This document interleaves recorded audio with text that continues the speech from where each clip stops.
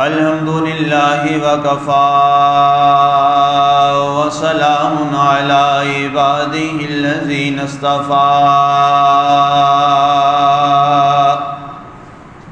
خصوصا على سيد ولد آدم محمد المصطفى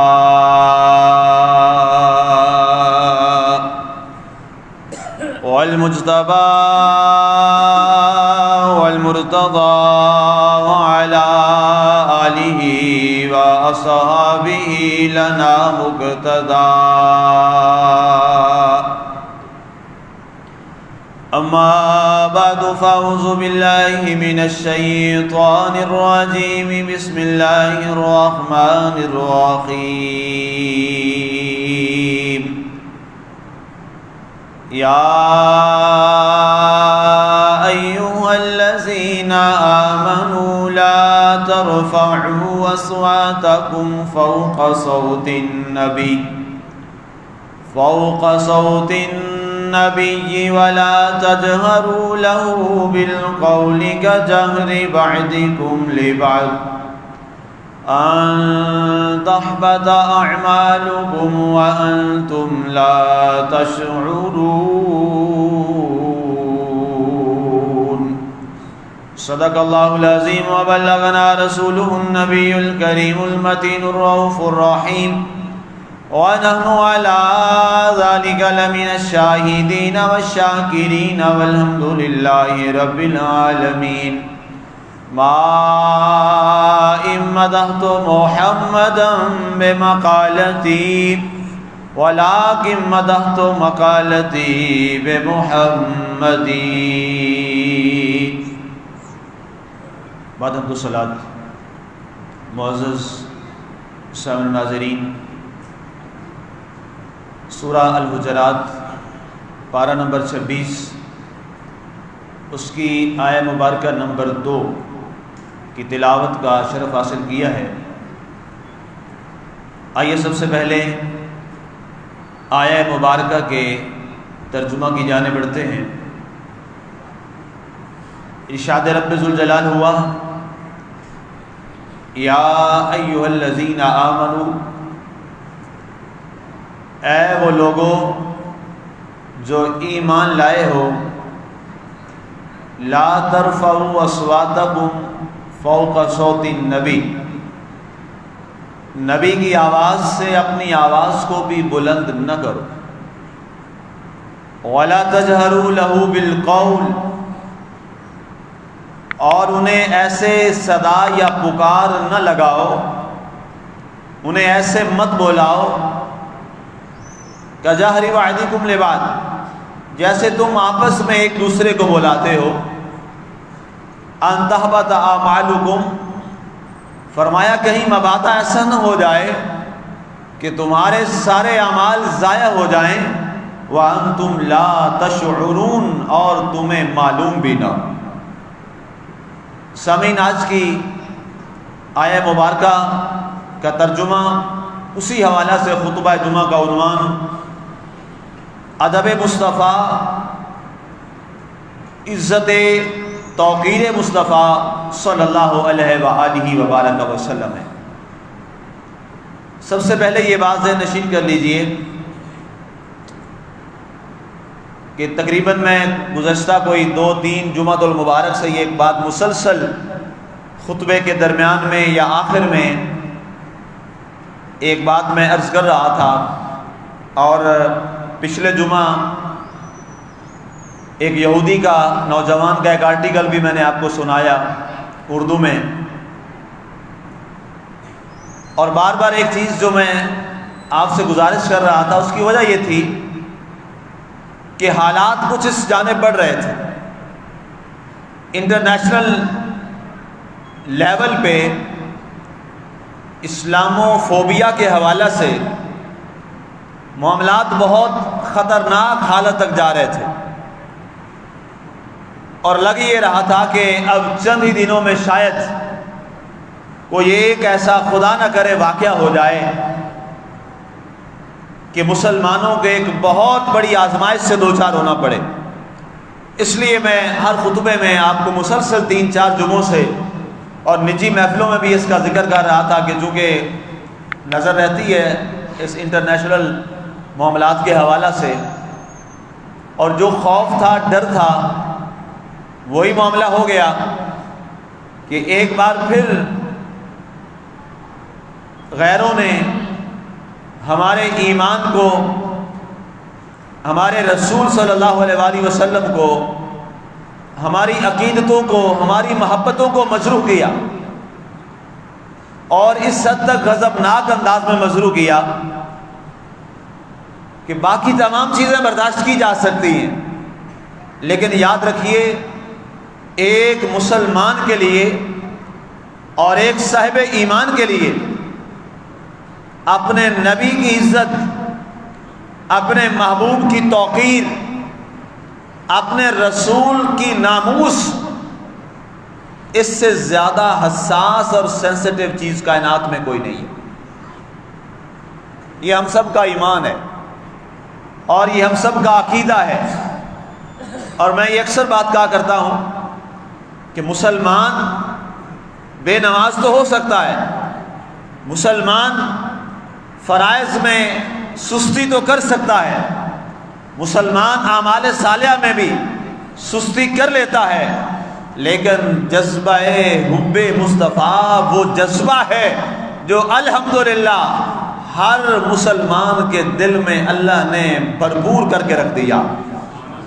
اس لیے کہ محبت رسول کے بغیر کچھ بچتا نہیں ہے، محبت رسول ہی ہمارے اسلام کا بنیاد اور بنیادی اصول اور اساس ہے۔ اس لیے کہ باقی چیزیں ساری کی ساری فروعات میں، نماز ہے اس کو بھی میں آقا کی محبت کے مقابلے میں فرع سمجھتا ہوں، روزہ ہے وہ بھی فرع ہے، زکوٰۃ ہے، حج ہے، یہ بھی فرع ہے۔ اصول کیا ہے اور بنیادی اساس اور بنیاد کیا ہے؟ مسلمانوں وہ محبت رسول ہے، عزت رسول ہے، ناموس رسول صلی اللہ علیہ وسلم ہے۔ اور اگر خدا نہ خواستہ کسی کلمہ گو کے اندر ایک لمحہ کے لیے بھی آقا کی ناموس کے حوالہ سے کوئی ایسی سوچ آ گئی کہ جہاں وہ کمپرومائز ہو گیا، تو اسی لمحہ کے لیے وہ مسلمان دائرہ اسلام سے خارج ہو گیا۔ نماز نہ پڑھنے سے بندہ اسلام سے نہیں نکلتا۔ کئی لوگ ہیں یہاں پہ لاکھوں کی تعداد میں جو نماز پڑھتے ہی نہیں ہیں، ہزاروں کی تعداد میں ہیں جو صرف جمعے والے دن آتے ہیں، اور کئی تعداد والے ہیں جو آتے ہی صرف عید کے دن ہیں۔ ہمارے سامنے ہیں وہ سارے لوگ، اللہ انہیں بھی ہدایت عطا فرمائے، لیکن وہ کافر نہیں ہو جاتے، فاسق ضرور ہیں، گناہگار ضرور ہیں، مجرم ضرور ہیں۔ اللہ کے ہاں انہیں توبہ کرنی چاہیے، اللہ سے معافی مانگنی چاہیے کہ اللہ ہم اتنے برے ہو گئے ہیں کہ تیرے دربار میں سجدہ کرنے کے قابل ہماری زبینیں نہیں رہیں۔ جو شخص مسجد میں یا گھر میں کسی جگہ بھی اگر نماز نہیں پڑھ رہا تو اس کو اللہ سے توبہ کرنی چاہیے کہ اللہ اس سے ناراض ہے، اللہ اسے اپنے دربار میں آنے کی توفیق ہی نہیں دے رہا۔ اللہ ہم سے راضی ہوا ہے تو ہم اس کے گھر میں آئیں، اگر اللہ کی توفیق نہ ہوتی تو ہم اللہ کے گھر میں کبھی بھی نہ آ پاتے۔ یہ اس کا کرم ہے، یہ اس کی عطا ہے، یہ اس کی عنایت ہے۔ اللہ نے چاہا تو ہم اللہ کے گھر میں آ گئے، اللہ چاہے گا تو ہم یہاں بیٹھ کے خطبہ سنیں گے، اللہ چاہے گا تو ہم جمعۃ المبارک کے 2 فرض ادا کر لیں گے، اللہ تعالیٰ چاہے گا تو ہم بقیہ نماز بھی ادا کر لیں گے۔ اگر اللہ نہ چاہے تو بہت سارے لوگ اس مسجد کے دروازے پہ کھڑے ہوتے ہیں، اندر جماعت ہو رہی ہوتی ہے، وہ مسجد کے دروازے پہ کھڑے ہوتے ہیں، اندر نہیں آ سکتے۔ میں نے بارہا مرتبہ یہ ملاحظہ کیا، خود ملاحظہ کیا، کسی کی بات نہیں کر رہا، خود ملاحظہ کیا ہے کہ اس مسجد کے صحن میں جماعت ہو رہی ہے، مسجد کے صحن میں جماعت ہو رہی ہے، اور مسجد کے باہر دروازے پہ لوگ کھڑے ہیں، گپیں لگا رہے ہیں، لیکن ان کو رب نے یہ توفیق نہیں دی کہ وہ مسجد کے اندر آ کر نماز با جماعت ادا کریں۔ اس کا مطلب یہ نہیں کہ وہ نہیں آئے، میرے رب نے انہیں آنے کی توفیق ہی نہیں دی۔ لیکن یہ ساری باتیں اپنے مقام پر لیکن عزت رسول، ناموس رسالت صلی اللہ علیہ وآلہ وسلم اور آقا کی عزت اور آقا کی محبت اور آقا کی ذات پر ایک لمحہ کی جو گستاخی ہے وہ بھی قابل برداشت نہیں ہے۔ ہندوستان کے اندر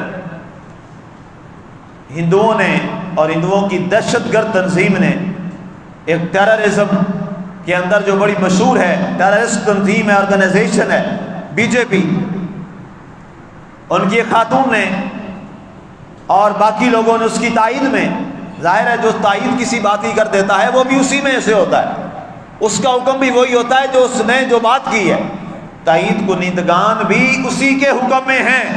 گویا سب نے گستاخی کی ہے، جس نے اس عورت کی بات کو مانا، تسلیم کیا اور اس کی تائید میں ایک جملہ بولا، اس کا انجام اور اس کا حکم بھی شرع محمدی میں وہی ہے جو عورت بولنے والے کا حکم ہے، جو اس عورت نے بات کی۔ اب یہ کتنا بڑا معاملہ ہوا،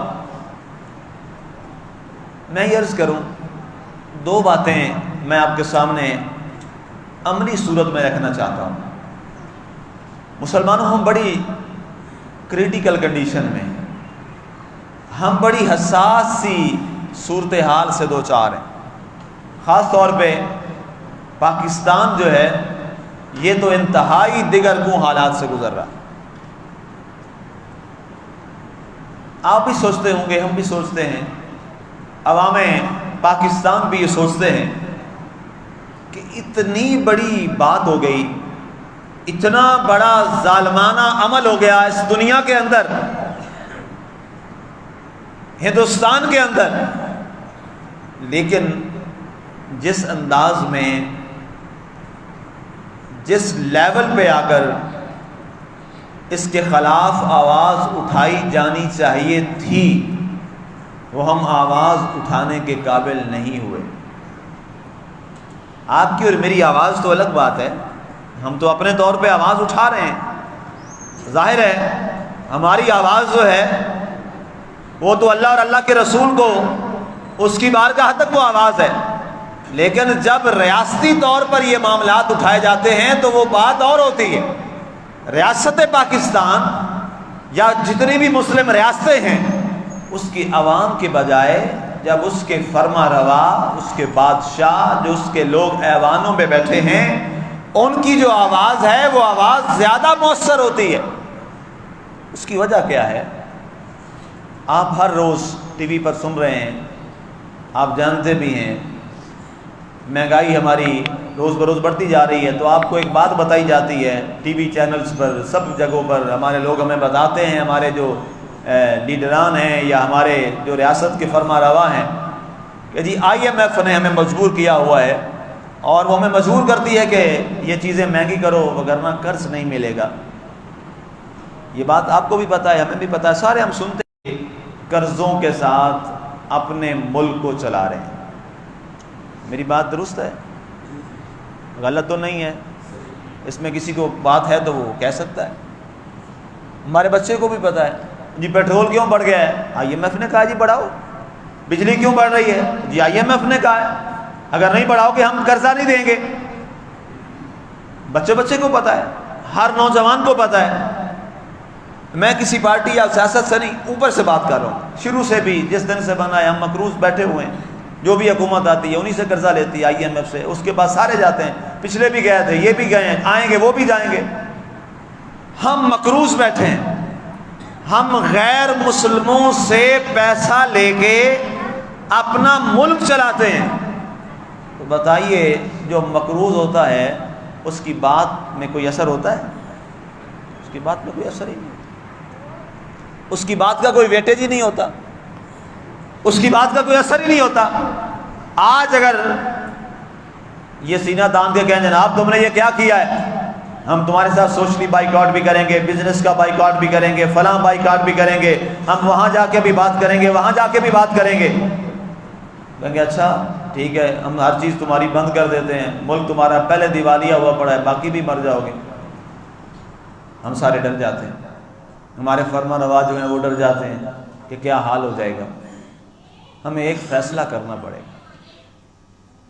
ہم یہ کہیں نا کہ ہم غیروں کے آگے جھولی بھی پھیلائے رکھیں، ساروں نے پھیلائی ہے، کوئی ایک بھی نہیں بچا، پچھلوں نے بھی، اگلوں نے بھی، بعد میں آنے والوں نے، اب آنے والوں نے بھی، بعد میں آنے والوں نے بھی، سب نے جھولی پھیلائی ہوئی ہے. تو جب حکمرانوں نے جھولی پھیلا لی، ہم تو عوام ہیں، تو ہم بھی بھکاری ہو گئے نا جی. گھر کے اندر ابا جی کسی سے قرض مانگ لے اور پتر گھر میں چودھری بنے، شرم کر، ابا تیرا ہم سے قرض لے کے آیا، تو کسی کا چودھری ہے. جب گھر سے بڑے نے ایک بھیک مانگ لی اور بچہ کہے نہیں نہیں میں بڑا خوددار ہوں، کیا بات قابل قبول ہو جائے گی؟ نہیں ہوگی.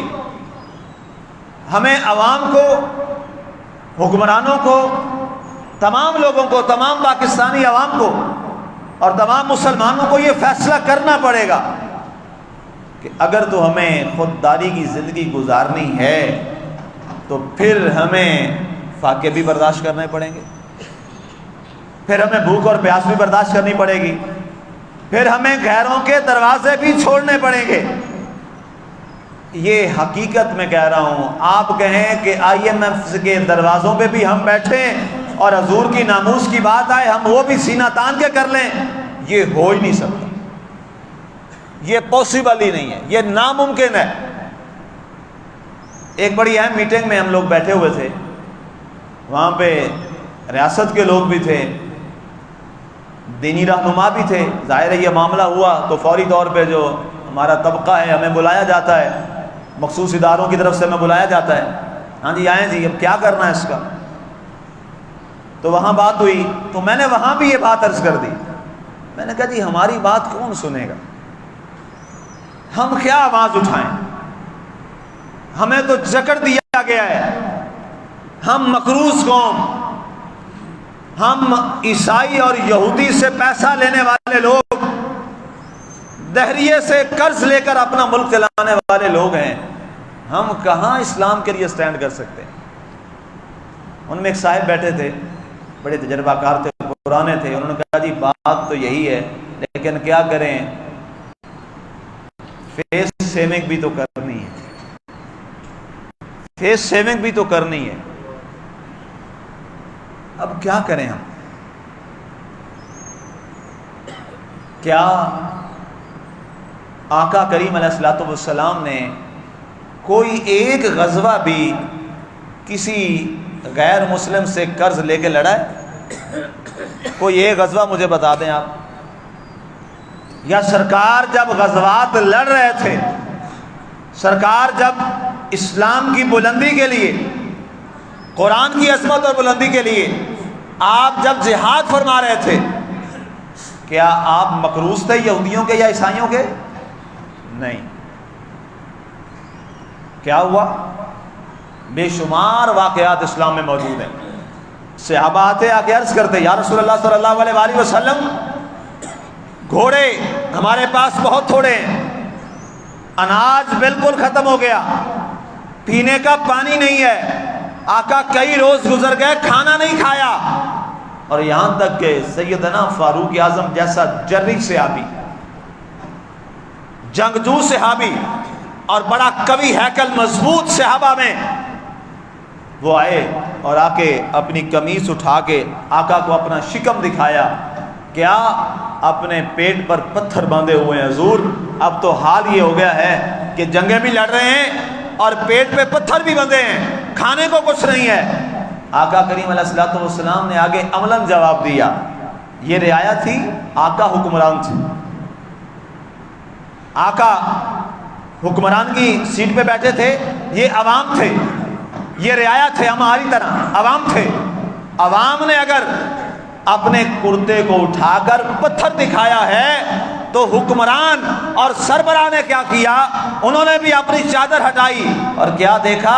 فاروق اعظم نے ایک پتھر باندھ رکھا ہے، حکمران اور ریاست کے فرما روا نے 2 پتھر باندھ رکھے ہیں. یہ عمل کیا. جب عوام نے یہ دیکھا، میں ایک مثال سمجھانے کے لیے کہہ رہا ہوں، عوام سے مراد وہ آقا کی ذات کے مقابلے کی بات کر رہا ہوں، ہمارے حوالے سے نہیں. ہمارے تو وہ امام ہیں، ہمارے تو وہ بادشاہ ہیں. سرکار کے جو صحابہ ہیں وہ ہم سب کے امام اور بادشاہ ہیں. میں آقا کے کمپیریزن میں کہہ رہا ہوں، ظاہر آقا کے لیے تو وہ عوام ہیں. آقا ان کے سردار ہیں۔ جب ان صحابہ کرام رضوان اللہ تعالیٰ علیہ مجمعین نے یہ دیکھا کہ جو ہمارا لیڈر ہے، جو ہمارے رہنما ہیں، جو ہمارے پیشوا ہیں، جو ہمارے آقا ہیں، انہوں نے ایک نہیں دو پتھر باندھ رکھے ہیں، ان کے جذبے اور جوان ہو گئے اور کہا آقا ہم اور زیادہ جذبے کے ساتھ لڑیں گے، اب آپ آواز لگائیں۔ 1 دن 10 دن کیا، اگر مہینہ بھی خالی پیٹ رہ کے جہاد کا اور نام اسلام کے دشمنوں سے لڑنا پڑا تو عمر لڑتا رہے گا۔ یا تو ہم یہ فیصلہ کر لیں، یا تو ایسا ہو جائے کہ ہمارے حکمران بھی بسم اللہ کر لیں، ہم بھی پھر بسم اللہ کریں، پھر ہمارے اوپر بھی فرض بنتا ہے۔ لیکن یاد رکھیں یہ کبھی نہیں ہوگا کہ ہمارے بڑے جو ہیں وہ تو ناز و نام کی زندگی میں ہوں اور آپ کو اور مجھے کہیں آپ یہ کر لیں، ایسا نہیں ہوتا۔ ماڈل بننا پڑتا ہے، نمونہ بننا پڑتا ہے۔ کوئی ایک عمل جو میں خود نہ کروں اور آپ سے کہوں، آپ کیا عمل کر لیں گے؟ کبھی نہیں کریں گے۔ آپ کا پہلا آبجیکشن یہ ہوگا جناب پہلے آپ عمل کریں نا، پہلے آپ بسم اللہ کریں جس کام کا آپ کہہ رہے ہیں، پھر ہم بھی آپ کے ساتھ ہیں۔ بالکل اسی طرح اس وقت جو مسلم دنیا کے اندر ایک بے چینی کی کیفیت ہے، ابھی صبح ہی میں شاہ صاحب سے پوچھ رہا تھا کہ جی کتنے عرب کنٹریز ہیں جنہوں نے ہندوستان کا بائیکاٹ کیا ہے، بزنس میں، ان کی پروڈکٹس میں ان سے علیحدگی کا اعلان کیا ہے۔ شاہ صاحب نے کہا جی 2-3 ملک ہی بنتے ہیں، 2 ممالک ہیں، ابوظہبی ہے اور ساتھ یونائٹڈ عربینس ہیں، انہوں نے کچھ 2-3 ممالک بنتے ہیں، 4 بنتے ہیں، انہوں نے کیا ہے۔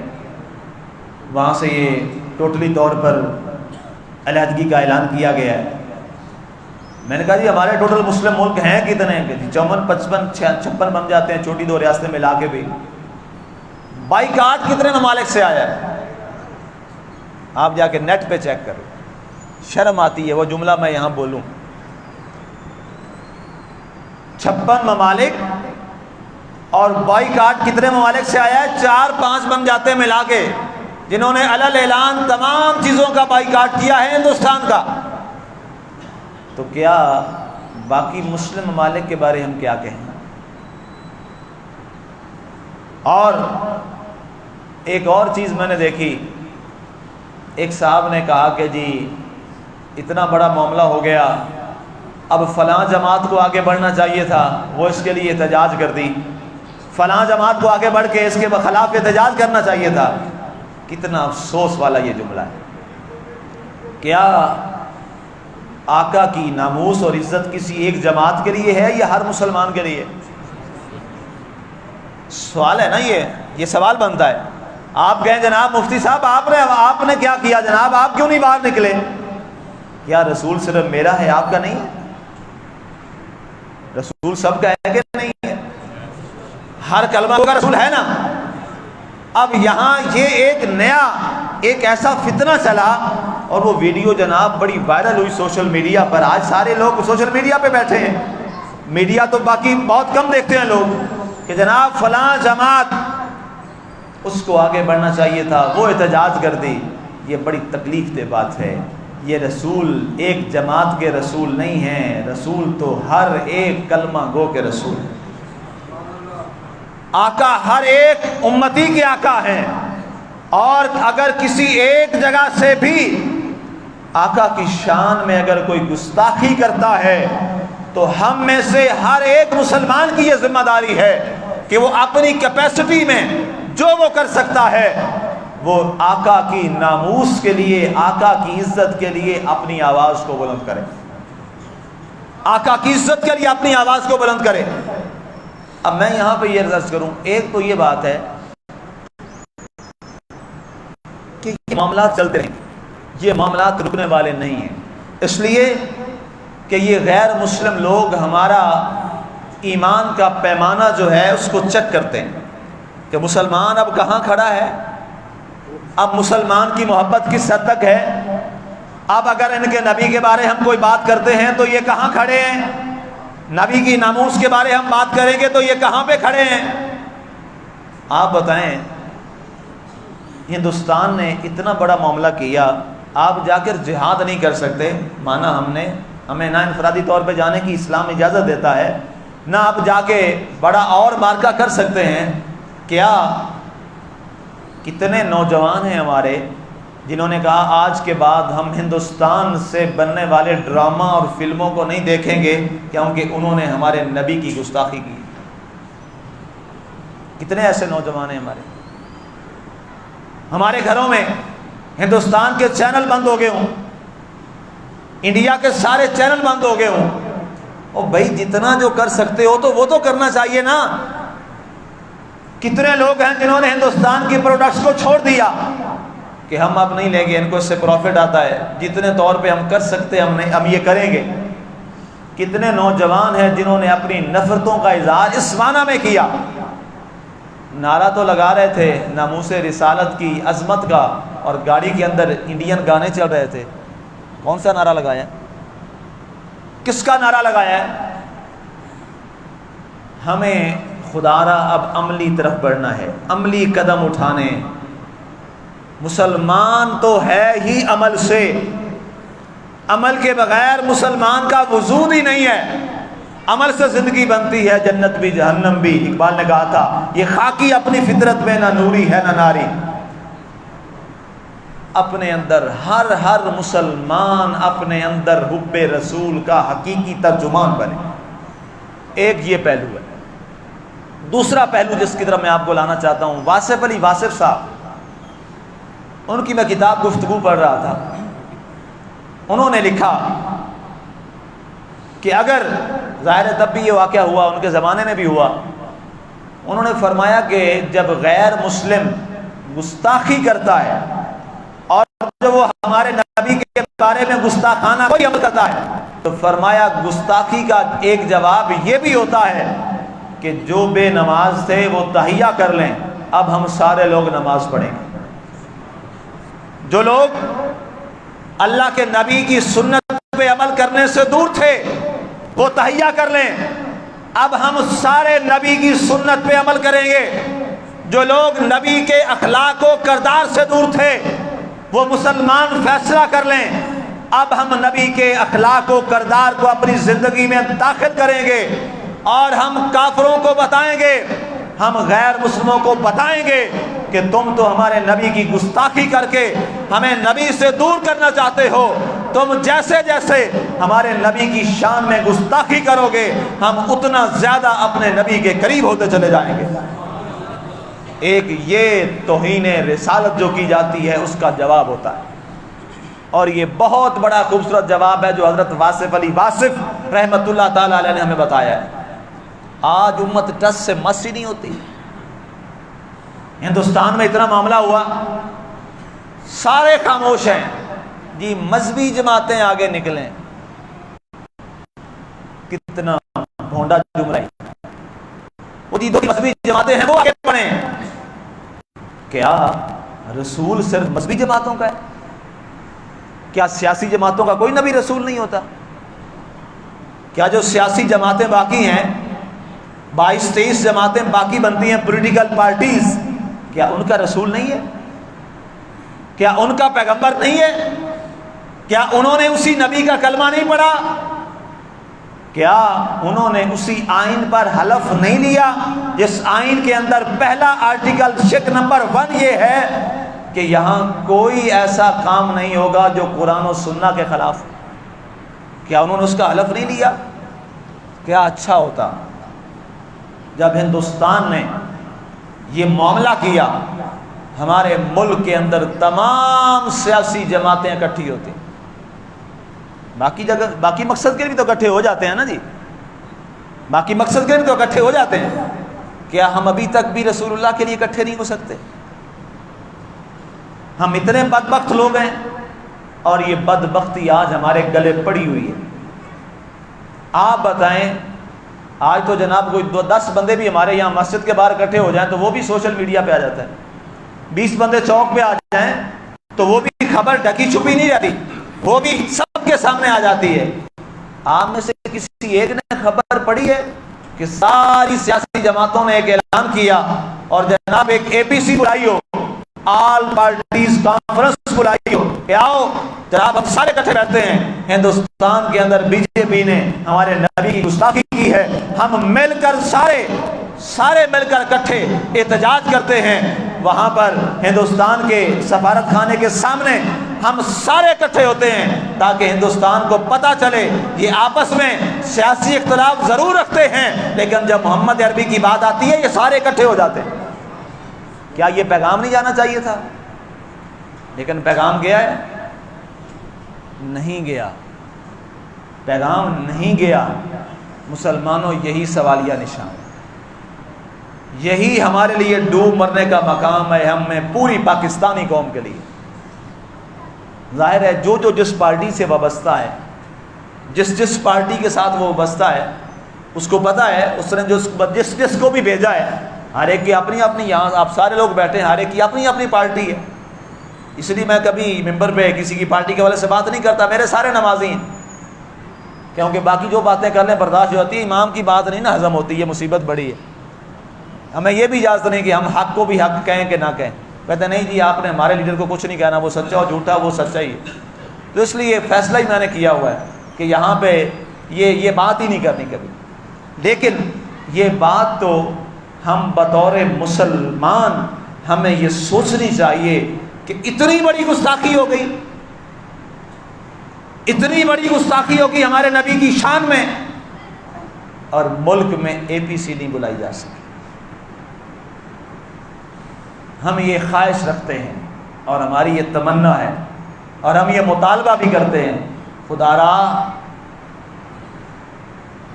ہمارے حکمرانوں سے، ہماری سیاسی پارٹیوں سے، اقتدار میں ہیں یا نہیں ہیں، سب کے لیے کہ خدا را یہ سارے اقتدار جو ہم سب کو ملے ہوئے ہیں، آپ سب کو ملے ہوئے ہیں، آپ کو جتنے لوگ ملے ہوئے ہیں، یہ سارے کا سارا صدقہ میرے محمد مصطفیٰ کا ہے، یہ آقا کریم علیہ الصلوۃ والسلام کا صدقہ ہے۔ آقا کے صدقے اور آقا کی غلامی کی وجہ سے اور آقا کے نالین پاک کی برکت سے یہ سب کچھ ہم سب کو ملا ہے۔ اگر آقا کی ذات نہ ہوتی تو آپ کے اور ہمارے چہرے بھی نہ محفوظ ہوتے۔ یہ تو آقا کا کرم ہے، آقا کے صدقہ سے اللہ نے ہمارے چہروں کو محفوظ رکھا ہوا ہے۔ یہ آقا کا کرم ہے کہ ہمارے دروازوں پہ لکھا نہیں جاتا کہ اس نے یہ برائی کی ہے، وگرنہ پہلی امتوں کا کیا حال تھا؟ رات برائی کرتے، صبح دروازے پہ اللہ کی طرف سے لکھا ہوتا تھا رات یہ برائی کی، ان کے چہرے بدل جاتے، ان کی شکلیں بدل جاتی۔ لیکن جس نبی اور رسول کی وجہ سے ہمارے چہرے محفوظ ہیں، جس نبی اور رسول کی وجہ سے ہماری عزتیں محفوظ ہیں، تو کیا اس نبی کی عزت کے لیے ہمیں اکٹھے ہونے پہ کیا مسئلہ ہے؟ اس نبی کی عزت کے لیے ہمیں آواز اٹھانے میں کیا مسئلہ ہے؟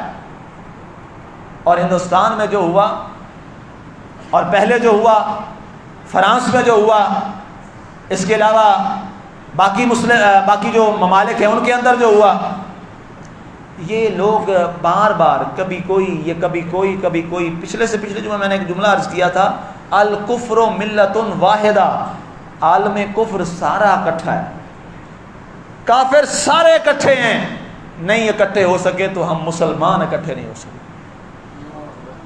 یہ بدقسمتی ہے، سارے کافر ایک ہیں، وہ اکٹھے ہیں۔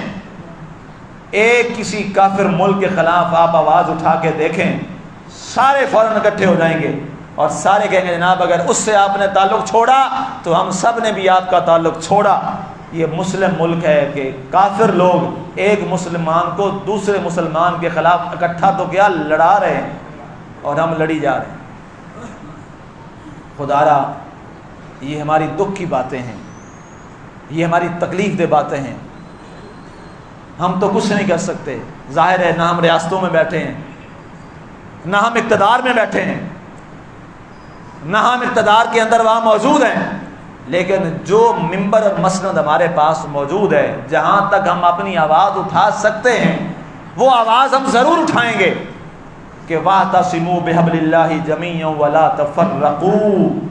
اے مسلمانوں، اے لوگوں، اے ایمان والو، ہم سارے مل کر اکٹھے اللہ کی رسی کو مضبوطی سے تھام لیں اور عزت رسول اور ناموس رسول صلی اللہ علیہ وسلم کے لیے اب جب ہمیں موقع ملے اور مارا جائے ہم اپنی جان مال ایمان عزت آقا کی عزت پر قربان کر دیں. اور یہ انفرادی طور پہ نہیں ہوگا، یہ اس وقت ہوگا جب اجتماعی طور پر مسلمان مل کر اپنی اکٹھی آواز کو اٹھائیں گے.